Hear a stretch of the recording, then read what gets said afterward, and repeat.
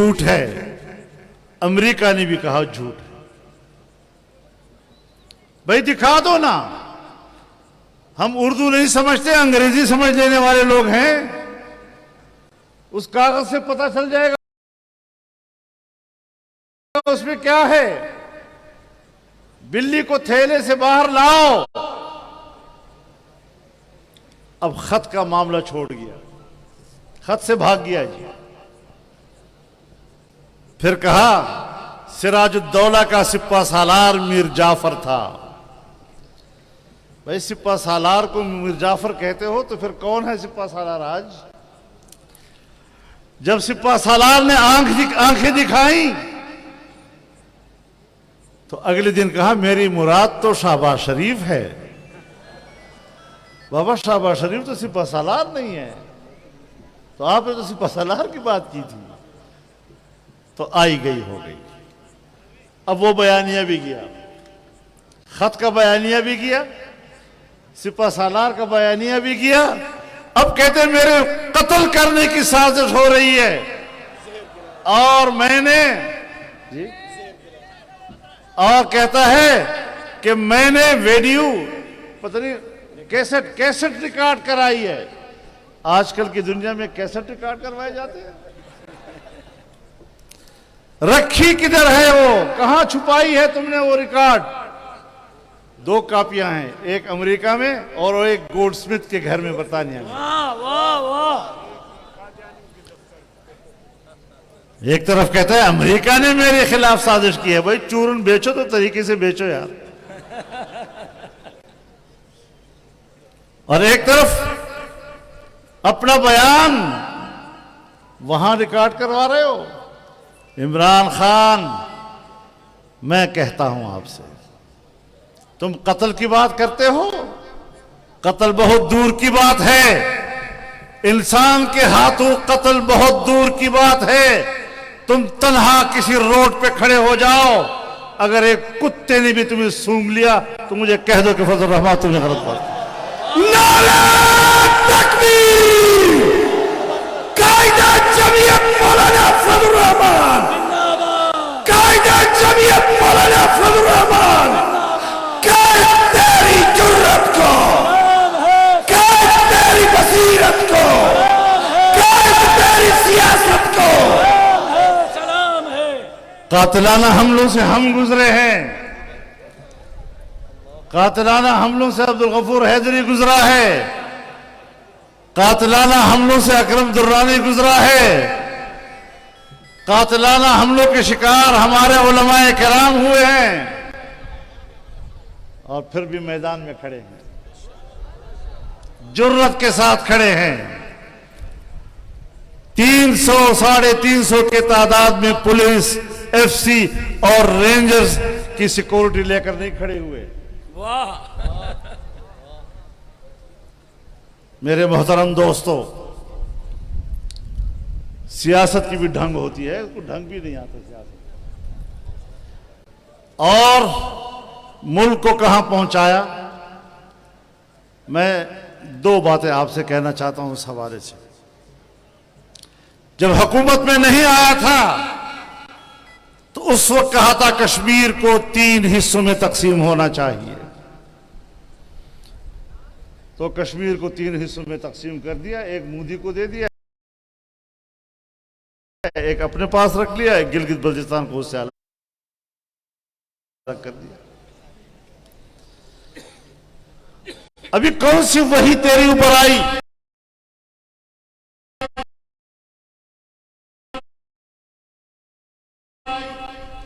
جب تو نے بیان دیا اگر فوج نہ ہوتی تو پاکستان 3 حصوں میں تقسیم ہو چکا ہوتا۔ یہ 3 حصوں کا آئیڈیا کہاں سے آ گیا؟ نہ 2 حصوں میں تقسیم کی بات کرتا ہے، نہ 4 حصوں میں تقسیم کی بات کرتا ہے، 3 حصوں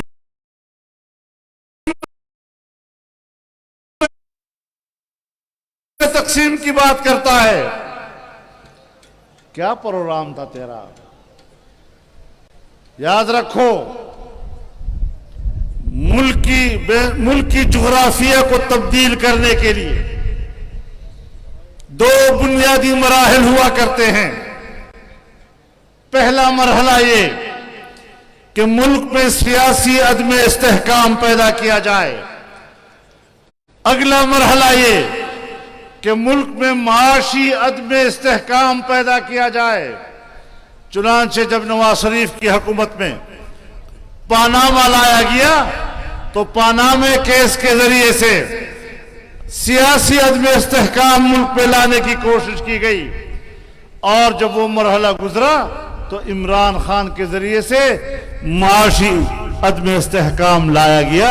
یہ دونوں مرحلے پورے ہو گئے، اور جب ملک میں معاشی طور پر عدم استحکام آتا ہے، روپیہ اپنی قدر کھو بیٹھتا ہے، مہنگائی آسمان کو پہنچ جاتی ہے، عام آدمی کے قوت خرید ختم ہو جاتی ہے،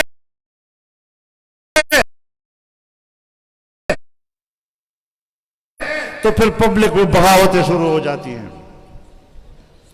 شکر ادا کرو پاکستان کے سیاستدانوں کا،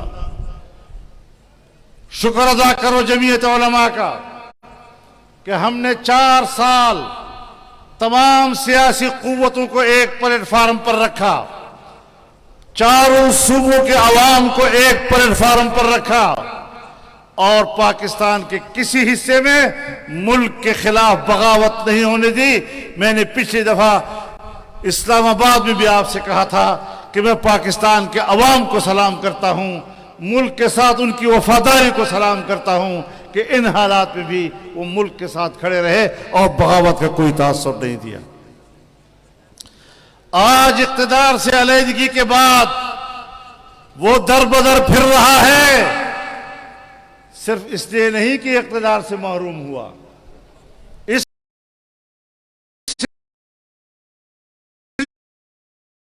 لیے کہ کسی طرح میں پھر اقتدار میں آؤں اور اگر ملک بچ گیا ہے تو اس کا مکمل خاتمہ کر دوں۔ اب آپ کی مرضی ہے، اس کو دوبارہ لاتے ہیں اور بچے کچھ ملک کو تب ختم کر دیتے ہیں تو بھی عوام کی مرضی ہے، لیکن ہم نے اس ملک کے بقا اور تحفظ کے لیے جنگ لڑنے کا عہد کیا ہوا ہے، انشاءاللہ العزیز اس کو پورا کریں گے۔ میں پاک افواج کو بھی یقین دلاتا ہوں، اعتماد دلاتا ہوں کہ پاکستان پر خدا نہ کرے کوئی برا وقت آئے، لیکن ایسے وقت میں اگر سرحدات پر مشکل آئی، اگر ملک کے اندر مشکل آئی، تو ایک یوتھیا بھی آپ کے ساتھ نہیں ہوگا، یہی خاکسار، یہی نوجوان آپ کے شانہ بشانہ پاکستان کے بقا اور تحفظ کی جنگ لڑیں گے۔ نعرہ تکبیر! زندہ ہے جمعیت! زندہ ہے جمعیت! یہ تیری جمعیت، یہ میری جمعیت، مجاہدوں کی جمعیت۔ ہمارا مطالبہ تھا کہ اسٹیبلشمنٹ سیاست نہ کرے، ہمارا مطالبہ تھا کہ فوج سیاست میں مداخلت نہ کرے، اور جب فوج نے کہا کہ اب ہم نیوٹرل ہیں، ہم مداخلت نہیں کرتے، تو اس نے کہا نیوٹرل تو جانور ہوتا ہے۔ اب بتاؤ، یعنی اس کا معنی یہ کہ اگر فوج اس کے ساتھ ہے تو پھر فوج محترم ہے،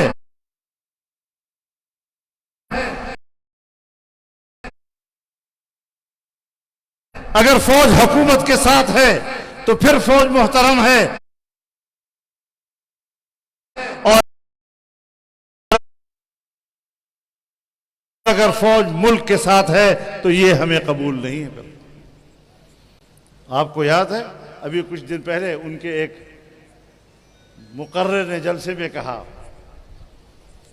کہ اگر گھر پہ ڈاکہ پڑے اور چوکیدار کہے کہ میں نیوٹرل ہوں تو یہ قبول نہیں ہے۔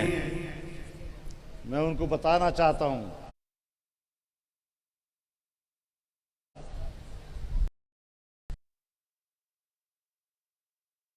کہ چوکیدار یہ ملک کا چوکیدار ہے، تمہاری حکومت کا چوکیدار نہیں ہے۔ واہ واہ، بہت خوب۔ تمہارے ملک کا تمہاری حکومت کا دار و مدار پاکستان کے عوام پر ہے۔ تمہیں پاکستان کی پارلیمنٹ نے مسترد کیا ہے، تمہیں پاکستان کے عوام کے نمائندوں نے مسترد کیا ہے، تمہیں شکوہ کس سے؟ تم کسی ایک کا اعتماد برقرار نہیں رکھ سکتے، نہ عوام کا، نہ عوامی نمائندگان کا، نہ اپنی اتحادیوں کا، نہ اسٹیبلشمنٹ کا، نہ فوج کا، نہ بیوروکریسی کا۔ ہر شخص سر پیٹ رہا ہے۔ میرے محترم دوستو، لیکن میں آج اس موقع پر بڑے احترام کے ساتھ ایک شکوہ کرنا چاہتا ہوں اپنی عدالت عظمیٰ سے، محترم عدالت سے، فاضل ججز سے۔ جب چیف ایگزیکٹو نے اپنے ایگزیکٹو اختیارات کو استعمال کرتے ہوئے ایف آئی اے کے افسر کو یا افسروں کو تبدیل کیا، تو آپ نے سو موٹو کیوں لیا؟ کس کے کہنے پہ لیا؟ عمران خان کے جلسے میں ایک گفتگو پر آپ نے اتنا بڑا اقدام کر لیا کہ آپ نے سو موٹو لے لیا؟ پھر آپ آئے نا، پھر آپ حکومت کریں، پھر آپ ایگزیکٹو چیف بن جائیں۔ عدلیہ کا اپنا کام، ایگزیکٹو کا اپنا کام، اور آپ ان لوگوں سے ڈرتے ہیں۔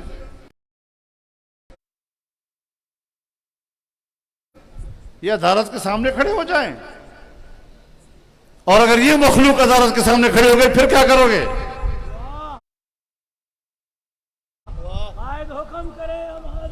پھر کیا کرو گے؟ عدالت آزادی کے ساتھ فیصلے کرے۔ عدالت کے کسی سو موٹو سے اگر یہ تاثر ملتا ہے کہ وہ دباؤ میں کیا گیا ہے، تو آپ بتائیں کہ اس کے نتیجے میں جو فیصلہ آئے گا اس کے عوام کے دلوں میں کیا قدر و قیمت ہوگی۔ عجیب بات یہ ہے کہ جب عمران حکومت میں پاناما کیس کے اندر نواز شریف صاحب کے خلاف فیصلہ دینے والا بعد میں ایف آئی اے کا ڈائریکٹر جنرل بنا دیا جاتا ہے، وہاں تو آپ نے سو موٹو نہیں لیا۔ جب بشیر میمن نے چیخ کر انٹرویوز دی کہ مجھے بلا بلا کر کہتا تھا کہ آپ فلاں کے خلاف کیس کرو، فلاں کے خلاف کیس کرو، فلاں کے خلاف کیس کرو، اس ڈی جی کے اس چیخو پکار پر تو آپ نے کوئی سو موٹو نہیں لیا۔ جسٹس ارشد صدیقی چیخ رہا ہے، چلا رہا ہے بطور جج کے،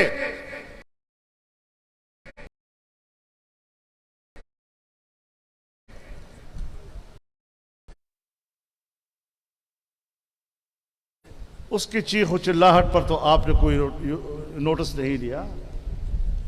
آج ایک بیان جلسے میں دے دیا اور آپ نے اس پر اتنا نوٹس لے لیا۔ ہمارے دلوں میں آپ کی بڑی قدر و منزلت ہے، آپ کے فیصلوں کو ہم توقیر کی نظر سے دیکھتے ہیں، آپ کی ہمارے نظروں میں عزت و آبرو ہے، لیکن ایسے اقدامات اگر آپ اپنے آپ سے کرتے ہیں، کوئی آپ سے رجوع نہیں کر رہا، تو پھر اپنی عزت و توقیر میں اگر آپ کمی کر رہے ہیں تو اس کے ہم ذمہ دار نہیں ہیں، پھر آپ خود ذمہ دار ہیں اس کے۔ تو یہ شکایت آج پبلک کے سامنے لانا میں نے ضروری سمجھا ہے۔ بہرحال میرے محترم دوستو، میں نے یہاں سندھ میں بھی جلسے کیے، بڑے جلسے سے خطاب کیے، اور میں آپ سے پہلے بھی کہتا رہا ہوں، آپ کو یاد بھی ہوگا کہ مشکل یہ نہیں ہے کہ عمران خان نے ملک کو بٹھا دیا ہے، اب چیلنج یہ ہے کہ اس کو اٹھائیں گے کیسے؟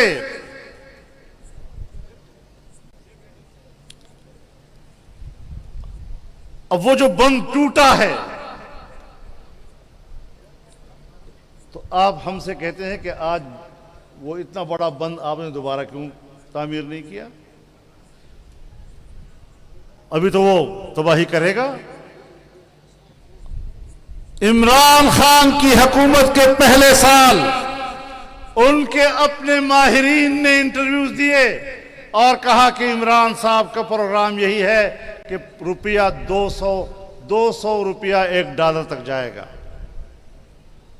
یہ ان کا ایجنڈا تھا۔ آج اگر 200 پہ گیا ہے اس کے اپنے ایجنڈے کے تحت گیا ہے۔ ہم نے کنٹرول کرنا ہے۔ کس طرح کنٹرول کرنا ہے؟ جب تک آپ بزنس کمیونٹی کا اعتماد بحال نہیں کریں گے، جب تک آپ بیوروکریسی کا اعتماد بحال نہیں کریں گے، جب تک حکومت کو ریاستی اداروں کا تعاون حاصل نہیں ہوگا، اعتماد کا ماحول بحال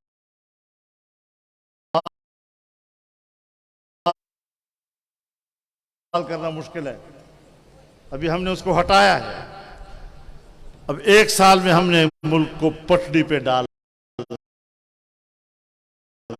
ہے۔ کیسے چلیں گے؟ کس مشکل میں ہم سفر کریں گے؟ کس پگڈنڈی کے اوپر ہم نے چلنا ہے؟ اور اس ملک کو واپس اپنی حالت پہ لانے کے لیے ہاتھ پاؤں مارنے ہیں۔ یہ ایک چیلنج ہے، کوئی آسان کام نہیں ہے۔ 3.5 سال میں تم نے جو ملک کا کباڑہ کیا، ظاہر ہے کہ عمارت کو گرانا تو ایک لمحے کا کام ہے، گند پھیلانا تو ایک لمحے کا کام ہے۔ تم نے 4 سال میں جو گند پھیلایا، ہم سے توقع رکھتے ہو کہ 4 دن کے اندر اندر اس گند کو صاف کریں؟ اس میں تو وقت لگے گا۔ اب یہ تو چیلنج ہے جو ہم نے قبول کیا۔ ہم نے ملک کو ان سے چھینا تاکہ ملک بچ جائے۔ پہلے ملک کو بچانا ہے، ملک کی پھر اقتصاد کو بچانا ہے، اس کو صحیح رخ پہ لانا ہے، اور یہ ایک بڑا چیلنج ہے جو قومی سطح کے باہمی تعاون کے بغیر ممکن نہیں ہو سکے گا۔ میرے محترم دوستو، انشاءاللہ العزیز اس وقت ہمارے لیے مشکلات پیدا کی جا رہی ہیں، لیکن اعتماد کو ٹھیک رکھنا ہے، صوبوں کے حقوق کی بات کرنی ہے۔ آج اگر میں سندھ میں کھڑا ہوں، میں پہلی مرتبہ آپ کے پاس نہیں آیا ہوں، میری 40 سال گزر گئے، اور کوئی سال ایسا نہیں گزرا جہاں میں 1 سے زیادہ مرتبہ سندھ میں نہ آیا ہوں۔ ایک رشتہ بن گیا آپ کے ساتھ، ایک تعلق بن گیا آپ کے ساتھ، اور آپ کے بچے کے حقوق کی انشاءاللہ جنگ لڑتا رہوں گا انشاءاللہ۔ جزاکم اللہ، جزاکم اللہ۔ ہم کسی کے ساتھ تعصب نہیں برتیں گے۔ یہ قومی یکجہتی کا مسئلہ ہے، جمعیت علماء اسلام کے منشور کا مسئلہ ہے، اور ہر صوبہ اپنے وسائل کا مالک ہے، اور ہر صوبے کا بچہ اپنے وسائل کا پر اپنا حق رکھتا ہے۔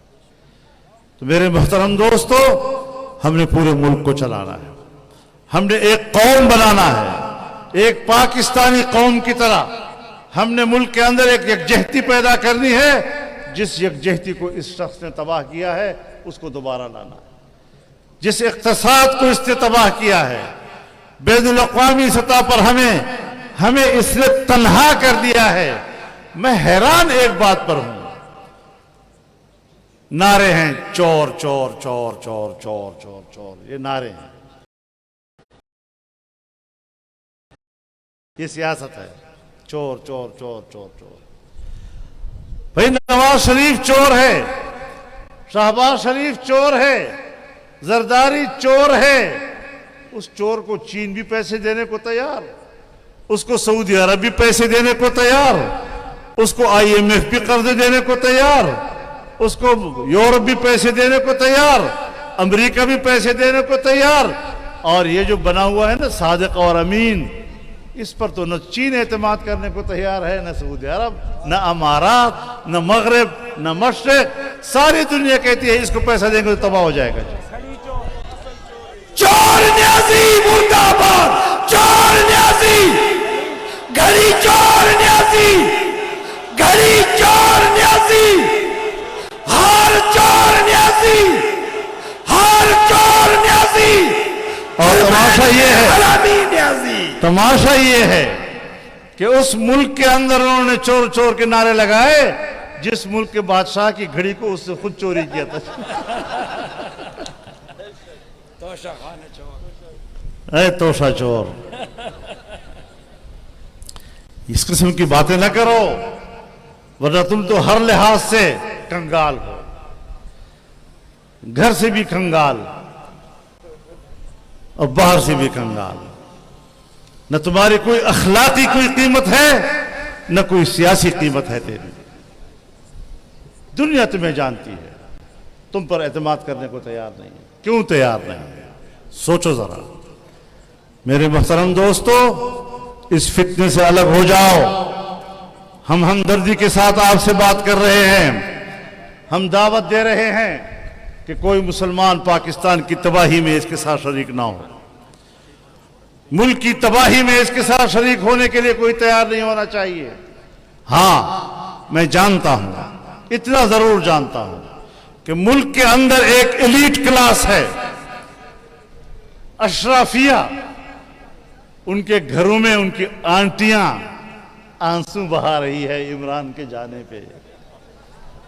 وہ آنسو نہیں ہیں، پتہ چلتا ہے کہ کون کون سے خاندان ہیں اور کون کون سے گھرانے ہیں جو بین الاقوامی اس نیٹ ورک کے ساتھ وابستہ رہے ہیں اور آج ان کے گھر میں ماتم ہے. ان کے گھر میں عجیب، واہ، نشاندہی ہو رہی، واہ. تو وہاں سے ہمیں پتہ چل رہا ہے کہ کہاں کہاں کس کس کی ماں مری ہے. اور لڑیں گے ہم انشاءاللہ، انشاءاللہ، چھوڑیں گے نہیں اس بات کو انشاءاللہ. انشاءاللہ. ورنہ لوگ کہتے ہیں آپ کی تو اب حکومت آ گئی ہے، اب آپ کو جلسہ کرنے کی کیا ضرورت ہے. ہم کہتے ہیں وَقَاتِلُوهُمْ حَتَّى لَا تَكُونَ فِتْنَةً. واہ، فتنے سے لڑنا ہے. جب تک فتنے کو دفن نہیں کریں گے، جب تک سمندر برد نہیں کریں گے، انشاءاللہ یہ نظریہ، یہ پرچم، یہ حق بلند رہے گا. 200 سال سے انگریزوں کے خلاف سربلند یہ پرچم لہراتا لہراتا آج پاکستان کے نوجوان کے ہاتھ میں ہے اور انشاءاللہ منزل حاصل کر کے رہے گا. اللہ ہمارا مددگار ہو، اللہ ہمارا حامی و ناصر ہو. میں آپ کو اس کامیاب جلسے پر ایک بار پھر مبارکباد دیتا ہوں. وآخر دعوانا ان الحمدللہ رب العالمین. الحمدللہ رب العالمین والصلاة والسلام على خیر خلقه محمد وعلى آله وصحبه اجمعین. اللهم صل على سيدنا ومولانا محمد وعلى آله وصحبه أجمعين. اللهم إنا نسألك الخير كله عاجله وآجله ما علمنا منه وما لم نعلم، ونعوذ بك من الشر كله عاجله وآجله ما علمنا منه وما لم نعلم. اللهم اغفر لنا ذنوبنا كلها دقها وجلها سرها وعلانيتها ما علمنا منها وما لم نعلم. اللهم زدنا ولا تنقصنا، اللهم أعزنا ولا تذلنا، اللهم أكرمنا ولا تهنا، اللهم آثرنا ولا تؤثر علينا. اللهم إنك مليك مقتدر، ما تشاء من أمر يكون. فأسعدنا في الدارين وكن لنا ولا تكن علينا، وانصرنا على من بغى علينا، وأعذنا من هم الدين وقهر الرجال وشماتة الأعداء. اللهم إنا نسألك من خير ما تعلم، ونعوذ بك من شر ما تعلم، ونستغفرك من كل ما تعلم، وأنت تعلم ولا نعلم، وأنت علام الغيوب. رب اغفر وارحم وأنت خير الراحمين.